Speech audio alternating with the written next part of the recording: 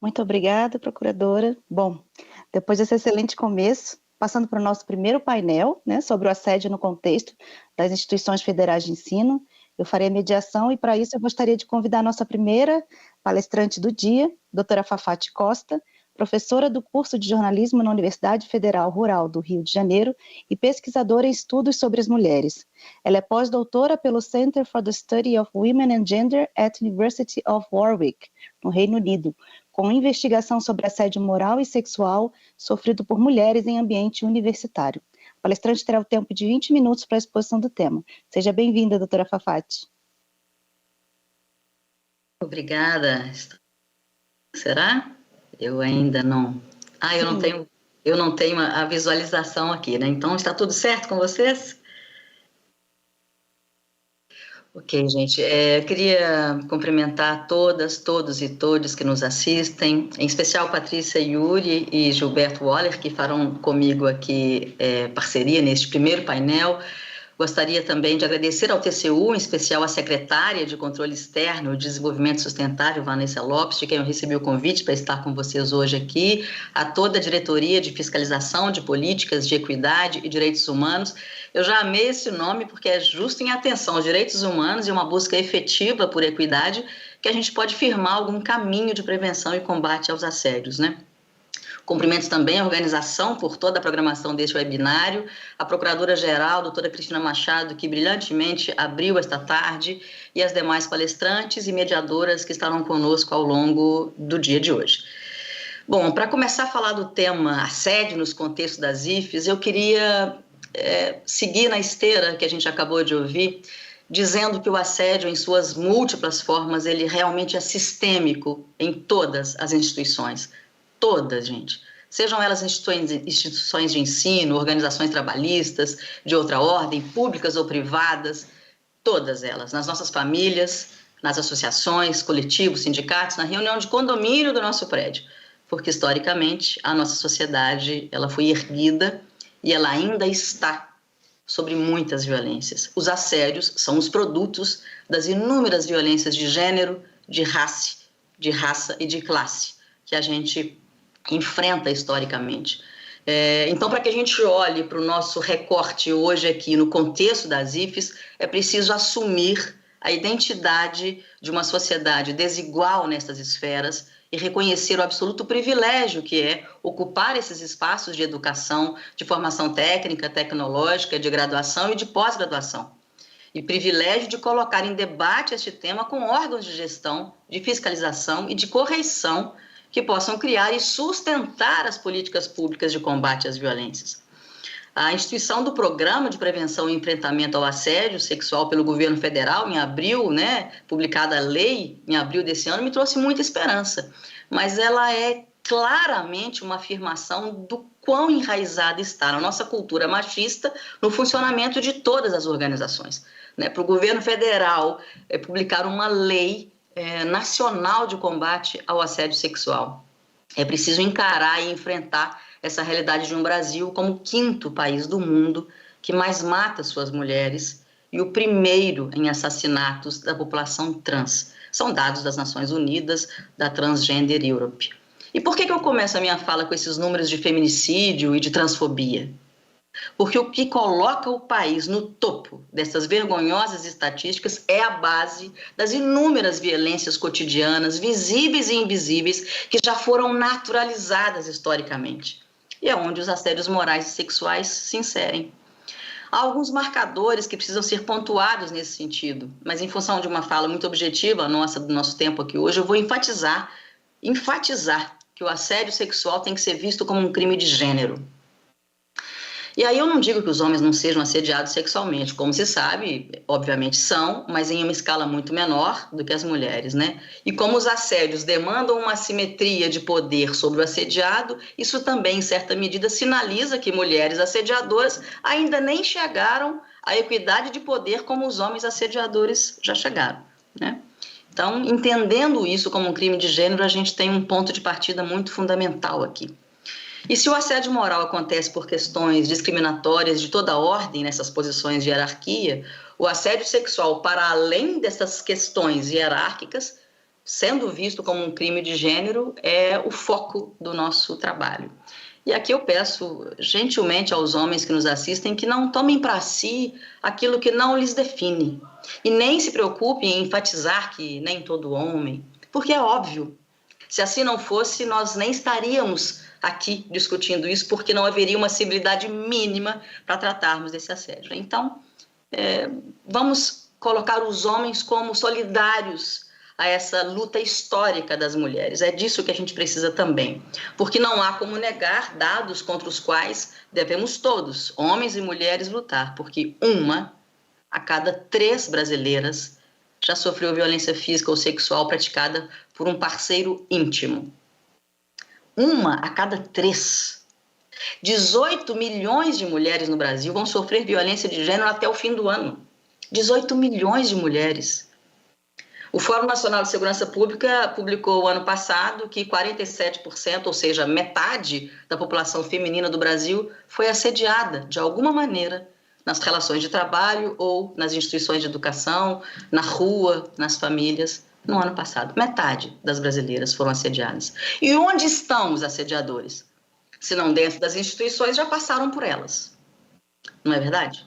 Então, em 2015, quando o coletivo Think Olga lançou o Meu Primeiro Assédio, aquela campanha, né, que mobiliza as redes sociais, foi constatado que a idade média de meninas que sofrem o primeiro assédio é de 9 anos. Nós estamos diante de uma sociedade adoecida, crianças de 9 anos assediadas. A cada 1 hora no Brasil, 4 meninas de até 13 anos terão sido estupradas. Esses números, se não chocam, eles no mínimo têm que sacudir e nos estarrecer para isso. Então é preciso sim uma força-tarefa nacional de enfrentamento ao assédio. Nossa sociedade está doente num sistema que violenta e mata as mulheres, a população LGBTQIA+, as mulheres pretas. Este recorte ainda maior, é preciso simbolizar isso aqui, que temos minorias muito específicas e que nem são minorias assim no nosso país, são efetivamente a maioria que merecem toda a nossa atenção. E esse comportamento de objetificação das mulheres, aí sim, se reproduz nas instituições federais de ensino, né? Nós fazemos parte dessa sociedade amalgamada nesse contexto de violência. E não só as brasileiras. É importante que se diga, já foi mencionado aqui que eu fiz um pós-doutorado fora, mas é do conhecimento de todos vocês que há mais de uma década as universidades norte-americanas, por exemplo, são investigadas por omissões em casos de estupro, né? Lá no Reino Unido, onde fui estudar, pelo menos nos últimos 6 anos, os coletivos estudantis e os pesquisadores têm pautado esse tema com muito rigor, apontando as universidades que não possuem mecanismos de combate à violência sexual em seu ambiente. E em Portugal, onde também estive em 2018 para fazer as entrevistas, as instituições se calam, o silêncio é uma prática nas instituições portuguesas.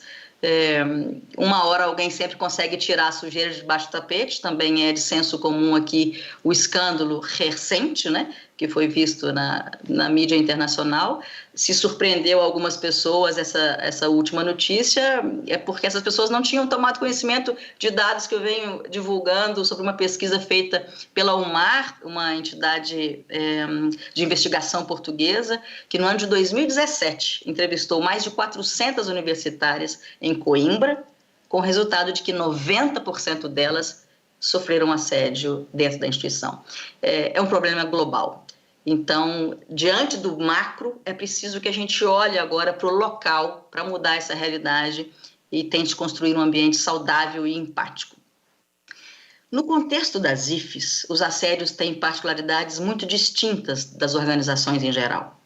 Eu queria chamar a atenção para algumas situações de assédio nesse sentido, especificamente professores, alunas, porque situações de assédio nas relações de trabalho, muitas vezes elas são mais claras, os recursos humanos conseguem pontuar bem. Na administração pública, quando as questões de improbidade também ficam visíveis, é mais fácil de se identificar. Mas diante das subjetividades que envolvem os casos de assédio, quando nem sempre há provas plenas, e por isso demandam uma investigação mais detalhista sobre as circunstâncias e os eventos em torno daquele assédio, porque já é um consenso no direito a coleta dessas provas, que são os indícios, né, as chamadas provas indiciárias, as transformações que as pessoas assediadas sofreram e que com essas transformações o comportamento delas ficou evidenciado por algum adoecimento, por alguma mudança de comportamento, né? Como é que as comissões de sindicância, os PDDs, os PADs atuam, já que nem sempre conseguem atuar com precisão. Sabemos disso pelos dados que já foram trazidos aqui. Isso quando os processos são abertos, porque é preciso admitir que o sistema, como ele está hoje, ele favorece o silenciamento, né? Ele impede que muitas denúncias sejam feitas para além das que são. Quando a gente fala da categoria discente em casos de assédio perpetrado por docentes, essa luta é muito inglória. Se, por um lado, essa estrutura do ambiente hierárquico, na imensa maioria das vezes, desencoraja as vítimas de denunciar, por outro, as que denunciam são expostas a retaliações e, não raras vezes, têm os processos arquivados. E aqui há várias questões que a gente precisa olhar. A maioria das IPs não possui programas de enfrentamento a situações de violência. Especificamente na Universidade Federal Rural do Rio de Janeiro, onde eu trabalho, a nossa Pró-Reitoria de Assuntos Estudantis criou em 2017 uma comissão multidisciplinar, reunindo os 3 segmentos da instituição, para uma revisão completa do Código Estudantil, que já era muito antigo, né? Foi um longo trabalho. Depois da revisão do Código Estudantil, que vai normatizar ali as condutas entre os discentes, foi elaborada uma política de acolhimento às pessoas em situação de violência. Esse texto ficou pronto em 2019, mas aí veio o ano de 2020, pandemia, todos nós aqui sabemos como a nossa vida e o planeta ficou de cabeça para baixo, né? Então as questões foram adiadas ali momentaneamente até que nós pudéssemos trabalhar remotamente e colocar a educação para funcionar. Então, só no ano de 2021, eu fiz parte de um grupo de trabalho que promoveu a revisão dessa política de acolhimento, para que a gente, então, ampliasse o escopo das ações no sentido de promover a equidade de gênero na instituição.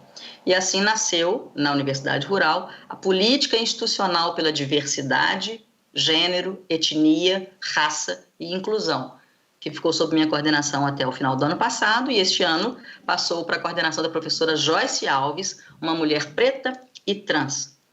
E depois dessas primeiras ações de sensibilização, de promoção de cursos de direitos humanos, debates, rodas de conversa, agora a fase é elaborar os protocolos específicos para cada situação de violência, desde o acolhimento até o encaminhamento, né? O início, meio e fim desses processos. É um trabalho longo, contínuo, assim como eu sei que várias instituições, institutos, colégios técnicos estão criando os seus núcleos e grupos de trabalho para isso. Eu ia mencionar aqui a pesquisa da doutora Bianca Beltrame, que já foi bem dita e lembrada pela nossa procuradora, a doutora Cristina Machado, então eu só queria reiterar o trabalho de fôlego, recomendar que leiam, porque ela enviou 400 e-mails para 71 instituições federais de ensino, buscando entender quais delas possuem instrumentos, né, que possam ser aplicados na prevenção e no combate aos assédios. Uma coisa que eu queria pontuar, para além do fato de que apenas 44 instituições responderam, é que essa pesquisa deve ter chegado a pelo menos 90 instituições, assim a pesquisadora define, porque ela encaminhou seu questionário também para grupos de WhatsApp, e dessas que responderam, 70% não possuem qualquer medida de combate ao assédio. Então, é mais do que oportuno a construção desses webinários, é mais do que necessário o Guia Lilás, que foi lançado em março pela Controladoria Geral da União. Esse guia, com certeza, é uma contribuição inestimável para que a gente, a partir dele, inclusive, tenha ali as delimitações de protocolos já sugeridos, né? Sobretudo no tratamento dos casos de assédio moral e sexual entre os servidores, né, na administração pública, mas há, eu acredito, muito trabalho que a gente tem que desenvolver em relação a discentes e docentes. Eu volto nesse tópico porque é o tópico mais sensível. A juventude do Brasil hoje está colocando o nosso país no topo das pesquisas sobre ansiedade. Por quê? Porque há variantes de perfis e sistemáticas muito diferentes nesses casos de assédio. São casos de predadores sexuais, alguns professores em relação às jovens universitárias no início da graduação. Há os misóginos de plantão, né, que odeiam as mulheres, assim. Gente, essas pessoas existem. E há os assediadores, que são esses grandes figurões da pós-graduação, com um detalhe que é importante a gente se atentar, né, transformam a vida das suas orientandas ali numa tortura emocional durante o período de contato mais íntimo, 2 anos, 4 anos, um orientador e uma orientanda. Eu mesma já colhi inúmeros relatos nesse sentido. Então, merecem atenções distintas ali, porque a maturidade é variável, a situação é variável, os enquadramentos em que esses assédios se dão são sutis, horas muito declarados, horas nem tanto, né? Essa semana, segunda-feira, a CNN Brasil divulgou dados, procurem aí link no Google, vocês vão achar uma reportagem da CNN Brasil, que fez uma pesquisa pela Lei de Acesso à Informação, enviou e-mails pela plataforma Fala BR para as universidades do Brasil todo, pedindo um levantamento de denúncias de assédio sexual nos últimos 10 anos. Esses dados do Fala BR apontaram 279 denúncias. Somente em 20% desses casos houve alguma punição. A maioria delas, uma punição mais leve, uma advertência, uma suspensão curta. Só 17 casos resultaram em demissão dos professores. E 100 denúncias foram arquivadas. Das 64 universidades consultadas, 9 sequer responderam. Para mim, esses números acentuam uma coisa muito mais evidente, que é o que não é dito, né? Os números mostram aquilo que é velado. Esse baixo índice de denúncias registradas, anotadas, né, identificadas, mais de 50 instituições no prazo de uma década, e muitas denúncias não são feitas, a gente sabe por quê, porque há uma descrença completa no processo de investigação com respostas efetivas. E isso retorna ao início da minha fala aqui, a violência sistêmica contra as mulheres neste país. Então, dentro das IFES, a reprodução do que ocorre fora, como eu falei, no nosso ambiente jurídico, a palavra das denunciantes é invalidada com muita frequência.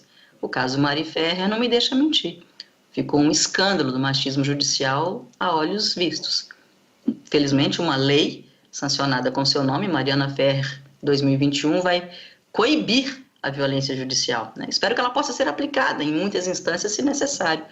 Porque nas IFES, nós estamos dentro dos ambientes que reproduzem essas práticas sexistas e a gente sabe como funcionam as opressões hierárquicas e burocráticas. Os corredores denunciam mais do que efetivamente as pesquisas consigam comprovar. Fulano faz isso e aquilo há anos e não acontece nada. No caso de assédio moral, o comportamento recorrente, que se manifesta de inúmeras formas, pode vir associado a práticas sexistas, mas também a discriminações e preconceitos, lembrando que racismo é crime, transfobia é crime, LGBTfobia é crime, mas há uma enorme incidência de atos de desqualificação intelectual das mulheres. As mulheres cientistas sabem bem do que eu estou falando, nas bolsas, nos projetos de extensão, no acesso, não é, aos dados científicos, né? E começa lá na graduação. Restrições a pesquisas, cerceamento das palavras das mulheres durante as aulas, seminários, apresentações, atitudes sexistas de professores, um tratamento diferente por questões de gênero e, por vezes, de orientação. Tudo isso gera intencionalmente uma sensação, uma situação de exclusão das mulheres naquele ambiente. As jovens universitárias vindas de origens muito distintas desse nosso Brasil plural, tantas e tantas vezes não se sentem acolhidas nos ambientes da educação formal. Doutora, nos casos de... Oi? Desculpa interromper, claro. Temos mais 3 minutos, tá? Eu estou caminhando, então, aqui para o meu fim. Nos casos de assédio sexual, os relatos são perturbadores, né, envolvendo orientadores, pós-graduação, orientando sobre essas ameaças de perder bolsa, de não levar a defesa, da aluna não ceder a determinadas chantagens, ela perder ali o direito da sua pós-graduação, e tantas outras situações, contatos físicos indesejados, mensagens de cunho sexual, né? Então, assim, se o assediador se sente confortável nesse lugar em nunca ser denunciado, ele vai sofisticando as violências no seu exercício de poder sobre as estudantes. E aí, lembro novamente, há variações de crimes contra a nossa dignidade sexual que já são tipificados no Código Penal, né? Crime, isso que a gente está falando. Então, para caminhar aqui para a reflexão final, a pergunta que fica é como é que as comissões que investigam seus colegas, nossos pares têm atuado, né? Erros processuais, descumprimento de prazos, negligência de provas, ou ainda as denunciantes sofrendo intimidações, expostas aos assediadores, reiteradamente sendo desencorajadas a prosseguir, né? As consequências do ciclo da violência são o adoecimento contumaz e o abandono dos estudos, né? São altíssimos os índices de depressão e ansiedade entre os jovens. Há pesquisas da Andifes que indicam mais de 80% dos jovens entre 18 e 24 anos com algum transtorno de saúde mental nos nossos ambientes universitários, não é? E aqui eu chamo a atenção também para servidoras, fiquem atentos àquelas que pedem remoção ou afastamento por saúde, porque podem indicar ali um ambiente de assédio moral e sexual, né?